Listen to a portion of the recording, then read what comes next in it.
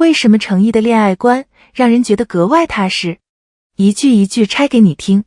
如果开始了，就要奔着一辈子。我盯着这句话看了很久。各位，今天这期不聊新闻，不聊热搜，也不解读什么大事件。我想想啊，就只聊一件事。程毅说过的4句话，关于他怎么看恋爱，怎么看相处，怎么看一段关系开始和结束的样子。4句话而已。我本来以为半小时就能聊完，结果写稿写到半夜，发现越想越不对。这4句话不是4句话，是4扇门，每一扇推开，看到的都是同一个人。先说清楚一件事啊，这些话不是同一场访谈说的，是这几年他在不同场合零零散散讲过的，被粉丝整理在一起传开的。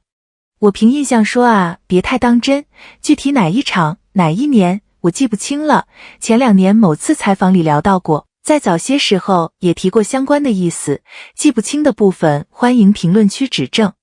行，重点来了，咱们一句一句来。第1句，不带女孩夜里出去玩。这句话第一次在网上传开的时候，我记得当时刷到的人反应都挺一致的，不是因为多浪漫，是因为怎么说，太老派了。你想想看，在这个夜店深夜直播凌晨街拍满天飞的行业里，一个30多岁的男演员公开讲我不会带女孩夜里出去玩，这话听着像我爸说的，对吧？但你别急着笑，我先说清楚，这话听着保守，但他保守的不是观念，是分寸。说白了，他表达的不是女孩子不能晚上出门，而是我不会把一个女孩放在一个她可能受伤的处境里。这2件事差很远。娱乐圈这些年的夜归绯闻，多少是这么来的。凌晨3点的车库，狗仔的长焦，第2天早上的热搜，很多时候当事人甚至没做什么，但场景本身就是杀伤力。一个真正在替对方考虑的人，不会让他进入这种场景。这就是分寸感。它不是规矩，是一种长远的布局，像下棋一样，他在很多步之前就已经把可能的麻烦排除掉了。这一步看着是退，其实是稳。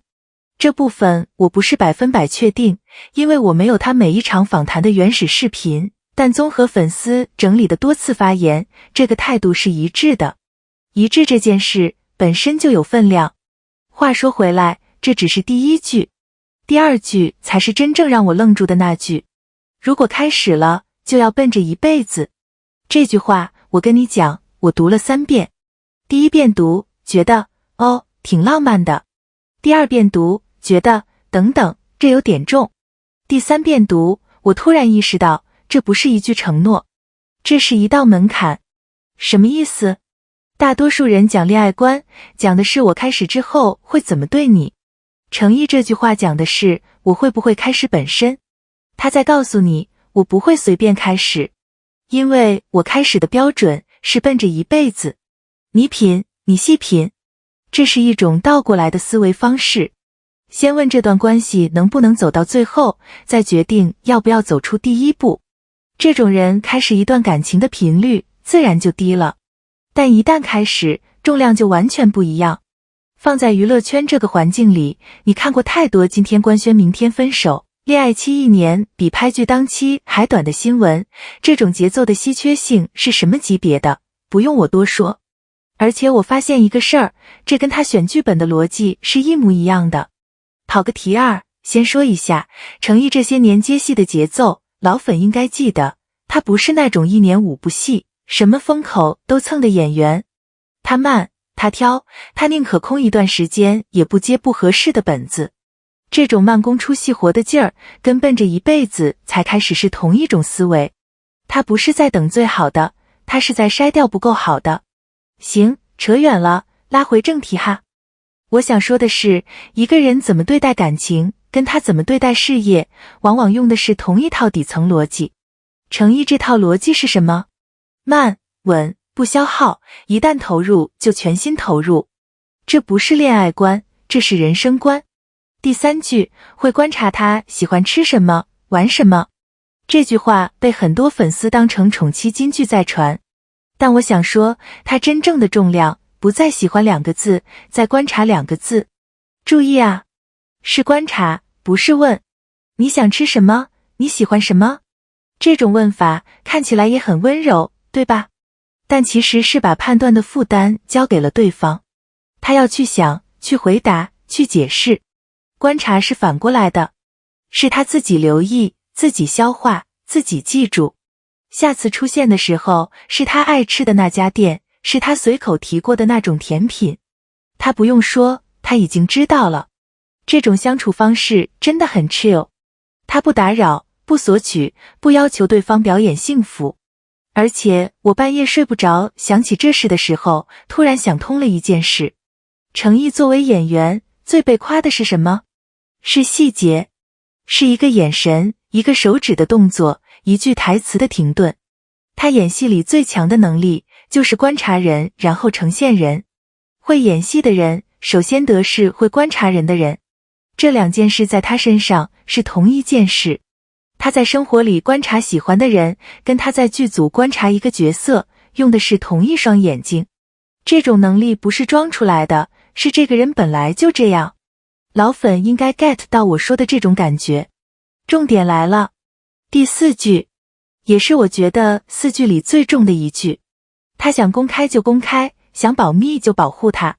前3句话讲的都是我会怎么做，这一句话讲的是我听他的。差别有多大？娱乐圈太多所谓的保护，其实是男方做主，发律师函，压热搜，工作室声明，单方面拒绝回应。看上去是在守护，实际上是在替对方做决定。程毅这句听他的，是把主体性还给了对方。他要公开，他陪他站到镜头前；他要保密，他扛下所有不让他出现的工作。决定权在他手里，他做的是执行。这怎么说呢？这话说的有点重了哈，我换个说法。这不是宠，这是尊重。宠里其实藏着一种居高临下，尊重才是平等。我不是100%确定他原话是不是用的保护这个词，但意思一定是这个意思。而且老粉应该记得，他对粉丝就是这种态度。多少年了，他从来不教粉丝怎么追星，不规定粉丝该怎么应援，不能怎么应援。他从一开始就把粉丝当成有判断力的成年人，这种态度是一致的。对粉丝，对工作人员，对搭档，对如果有的话喜欢的人，同一种态度。不抢话，不越界，不替别人做决定。这种人格底色骗不了人，10年如一日才能 hold 住。行，4句话说完了。顺着这个思路，咱们退一步看一下整体。把这4句话拼起来，你会发现一件事，它根本就不是恋爱观，它是人格观。第1句不带女孩夜里出去，是分寸感。第2句开始就奔着一辈子，是责任感。第3句观察他喜欢什么，是共情力。第4句公开与否听他的，是边界感。分寸、责任、共情、边界，这4个词放一起，是一个非常完整、非常稳的成年人。他不是恋爱话术，是这个人本来就长这样。所以为什么程毅出道这么多年，没翻车，没绯闻，没人设崩塌？说白了，不是公关做得好，是言行一致。公关能 hold 住1年2年，10年 hold 不住的。我做这期视频之前，本来想写的轻松一点，调侃一点，但写到一半我发现，这4句话不该用调侃的方式聊。因为在这个浮躁的行业里，认真2个字本身就是一种稀缺品。愿意认真的人，值得有人认真的讲他。4句话说的是怎么爱一个人，但听到最后我才明白，他说的其实是怎么做一个人。今天这期就到这，各位，咱们下期见。